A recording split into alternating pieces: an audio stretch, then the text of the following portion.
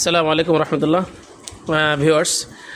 আমার বন্ধু মৌলানা মুফতি মিনহাজুল ইসলাম আমার বাবার হিজামার পরেই আমাদের ছাত্র দারুল উলুম গোলচামট ফরিদপুরের ছাত্র হাফেজ নাহিদের পলিপাসের অনেক দিনের সমস্যা ছিল। তো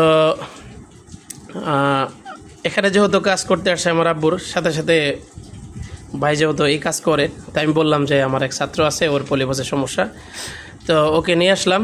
তো অল্প টাইমের ভিতরেই একেবারে অন্টুর ভিতরে ওর পলিপাসের সমস্যাটার সমাধান করে ফেললো। এখন যার সমস্যা সমাধান হয়েছে তার কাছে জিজ্ঞাসা করব, সে এই যে সমস্যাটা সমাধান হইলো সে কোনো রকম ব্যথা অনুভব করেছে কিনা, সেটা আমি তার থেকে সরাসরি তার মুখ থেকে শুনবো। নাহিদ, তুমি বলো, তোমার কোনো ব্যথা অনুভব হয়েছে?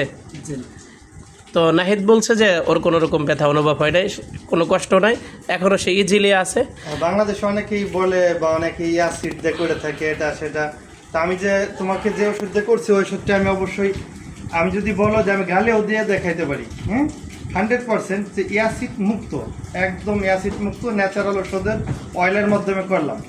তো এখানে বিন্দু পরিমাণ কোনো অ্যাসিডের কোনো আশ্রয় নেওয়া হয় নাই, বরং ন্যাচারাল তেলের মাধ্যমে করা হয়েছে।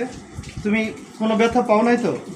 যাক, শুকরিয়া, আলহামদুলিল্লাহ। তুমি ব্যথা পাও নাই, কথাটা শুনে না মানে খুশি হলাম যে তুমি ব্যথা পাও নাই। তো এই চিকিৎসা কি আরো কেউ নিতে পারে কিনা, তোমার কি ধারণা? যে যদি কেউ যদি নিতে চায় চিকিৎসাটা, কেউ যদি নিতে চায় তাহলে নির্ভয়ে সে কেউ নিতে পারে কিনা?